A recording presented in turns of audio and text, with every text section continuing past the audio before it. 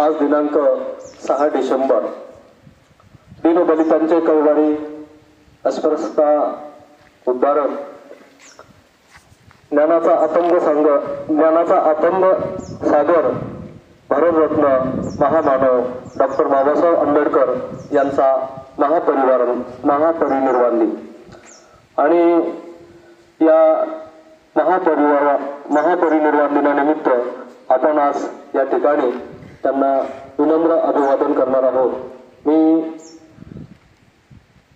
सन्माननीय मुख्याध्यापक श्री सोनवणे सर यांना अशी विनंती करतो की त्यांनी डॉक्टर बाबासाहेब आंबेडकर यांच्या प्रतिमेस पूजन करून महामानवास अभिवादन करावं।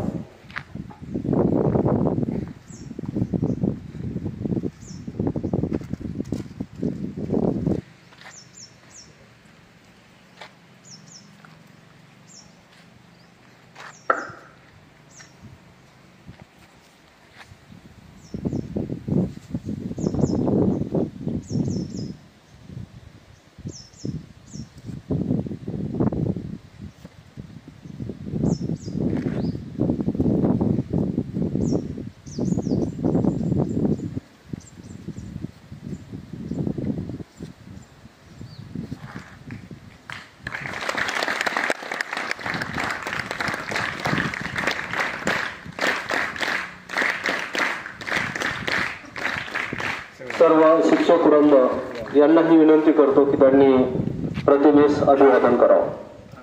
आज दिनांक 6 डिसेंबर हा दिवस तमाम भारतीयांसाठी आणि दलितांच्यासाठी, बहुजनांसाठी काळा दिवस, ब्लॅक डे मानला जातो। त्याचं कारण असं आहे, दलित उद्धारक, कोट्यावधी जनतेचे तारणहार, बहुजन प्रतिपादक, भारतीय राज्यघटनेचे शिल्पकार, महामानव, भारतरत्न बोधिसत्व परमपूज्य डॉक्टर बाबासाहेब आंबेडकर यांचा आज महापरिनिर्वाण दिन झाला। महापरिनिर्वाण हा जो शब्द आहे, हा शब्द प्रत्येक व्यक्तीला साजेसा होत नाही। ज्या युग पुरुषाने, ज्या महामानवाने समाजाच्यासाठी आपला त्याग दिला, आपलं सर्वस्व अर्पण केलं, अशा महापुरुषांच्यासाठी, अशा महानायकांच्यासाठी परिनिर्वाण हा शब्द वापरला जातो। बाबासाहेब आंबेडकरांच्या बाबतीमध्ये तुम्हाला सर्वांना माहिती आहे। पुस्तकांमधून, वेगवेगळ्या मालिकेमधून, भाषणामधून, प्रवचनामधून आपण सर्व त्यांच्या ज्ञानाचा कश ऐकलेला आहे। 14 एप्रिल 1891 साली उत्तर प्रदेशामध्ये, मध्य प्रदेशामध्ये महू गावी या ठिकाणी त्यांचा जन्म झाला। रामजी हे त्यांच्या वडिलांचं नाव होतं, तर भीमाई हे त्यांच्या आईचं नाव होतं।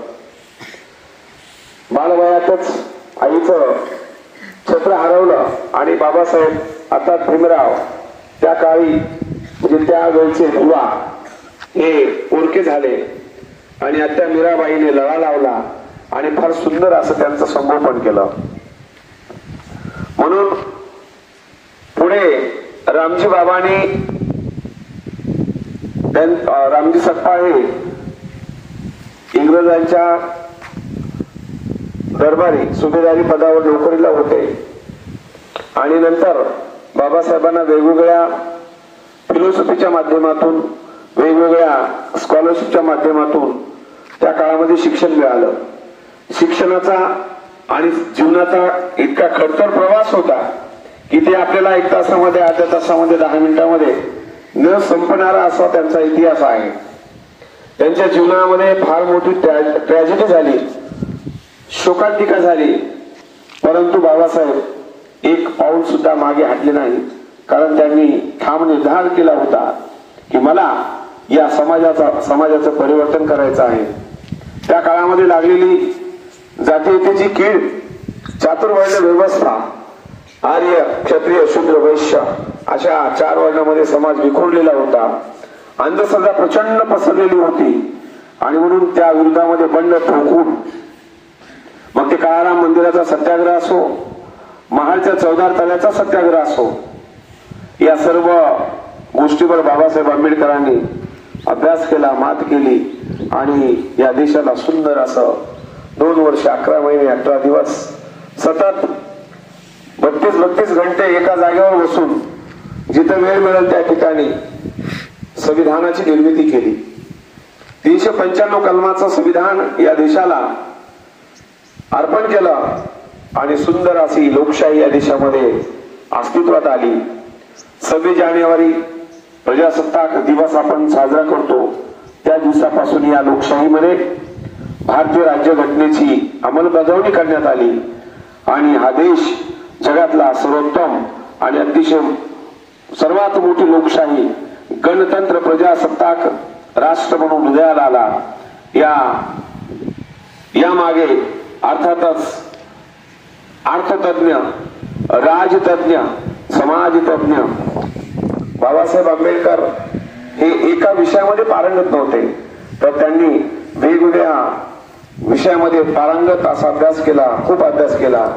त्यांच्याच विषयावर आणि त्यांच्याच अभ्यासावर आधारित आज जी आपली रिझर्व्ह बँक बघतो, RBI, भारतीय रिझर्व्ह बँक, ही बाबासाहेब आंबेडकरांच्या कल्पनेतून साकारलेली आहे. म्हणून त्यांना थोर अर्थतज्ञ असं सुद्धा म्हणतात. बाबासाहेब आंबेडकरांनी कानून मंत्री असताना, कायदा मंत्री असताना संसदेमध्ये अतिशय महत्वाचा विषय मांडला होता. त्या काळामध्ये नद्या जोडा प्रकल्प, त्या काळात तेव्हा सर्व संसदेमधले खासदार हास्यकलो जरा हसले, काय भीमराव आंबेडकर बाबासाहेब तुम्ही विषय मांडता. परंतु आज ही संकल्पना सर्व जगाने स्वीकारलेली आहे आणि संपूर्ण आपल्या देशामध्ये सुद्धा आता नद्या जोडण्याचा प्रकल्प हाती घेतलेला आहे. हा जर प्रकल्प यशस्वी झाला तर सर्व देशामधल्या जेवढ्या काही वाहणाऱ्या नद्या आहेत त्या नद्या 12 महिने वाहतील, कुठेही दुष्काळ पडणार नाही, असा त्यामागचा हेतू होता. अशा थोर अथांग ज्ञानाच्या सागराचा 6 डिसेंबर 1956 रोजी दिल्ली या ठिकाणी अंत झाला आणि चैत्यभूमी अर्थात दादर मुंबई या ठिकाणी आपण गेल्या वर्षी सहलीच्या माध्यमातून बघितलेलं आहे, दर्शन घेतलेलं आहे. त्या ठिकाणी त्यांचे अंत्यविधी करण्यात आले.